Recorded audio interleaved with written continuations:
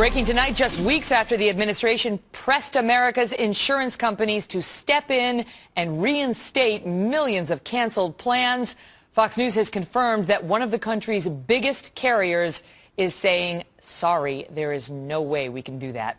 Welcome again to the Kelly File, everyone. I'm Megyn Kelly, and the threat of a looming coverage crisis got much closer for thousands of Americans tonight. Since the launch of Obamacare, nearly 6 million Americans and maybe more have seen their health insurance coverage canceled, despite the president's repeated promises that they could keep it. Then, just about a month ago, under increasing public anger and political outrage, the White House suggested a fix.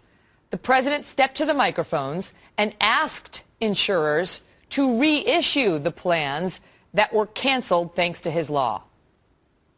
The bottom line is insurers can extend current plans that would otherwise be canceled into 2014, and Americans whose plans have been canceled can choose to re-enroll in the same kind of plan.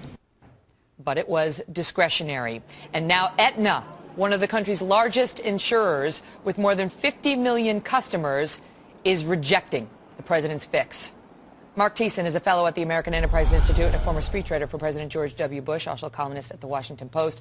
Mark, good to see you. And so now we have, this is the largest insurance carrier to go on record as saying no directly to the president, the third largest in the country, to say your fix will not work for us. And so it really puts sort of an empty promise into the president's words we just listened to.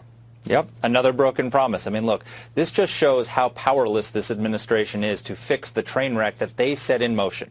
A little over a month ago, the president went out there and said, I've got a fix for all these people losing their health care. We're going to let the states and the insurance companies continuing offering the canceled plans. And so that gave a lot of hope to those 6 million people who are losing their plans. Then all of a sudden it turns out half the states have rejected it. The insurance commissioners have to approve it. And now you've got a major carrier like Aetna and other smaller insurers that are saying, no, we're not going to do this. So the president's fix is no fix. He didn't have the power to enforce it. And so this is what they're doing. They just did it again on Friday. They announced another fix that they can't enforce. Because as you've pointed out many times on this show, unless you pay, you don't have insurance, right? And so on December 31st, they've extended the deadline to then.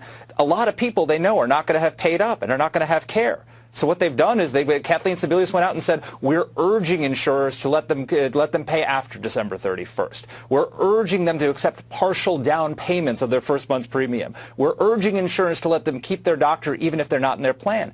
They have no authority to enforce any of this. So people are going to lose their doctors, lose their plans, lose their insurance, and they can do nothing about it. Right. And so when we get to January 1st of 2014, Mark, we're now looking at a situation where, because this whole fix, I mean, the president's critics said it was political, that he knew that this was an empty promise, but he was just trying to say, hey, look, I tried to keep my promise. But when we get to that date, we are actually going to have millions of Americans potentially who are now not covered, who were covered prior to Obamacare. Absolutely. I mean, look, these are the numbers. They have signed up 365,000 people on the exchange websites, the federal and state exchange websites. Let's give them another 800,000 people or so that they've gotten into Medicare. So 1.2 million roughly people. Medicaid. 1.2 million people that they've signed up. Never mind that 25% of those, as many as 25% of those, didn't actually get their forms sent to the insurers. And never mind that they haven't paid yet. Let's give them credit for 1.2. As you just showed on the screen, 5.9 million people have lost their plans. So they've got a gap of about 4.2 million that are not covered. What are they going to do for those people on January 1? Even if, let's say half of those people find coverage somewhere in the private market, you've still got millions of people who have lost their insurance, who are insured today, are going to be insured on December 31st, and are going to be uninsured on January 1 because of Obamacare. And the president's, a solution to that was that fix that we ran the soundbite of, and now you've got, a company as large as Aetna saying, nothing doing, Mr. President, we're not in on it. And so if you've got Aetna and we're fearing a cancellation notice, it may still come, or if you already got one and thought that it was going to be reversed, Aetna now saying it's not going to be. And so the deadline is looming. Mark, thank you. Thanks, Megyn.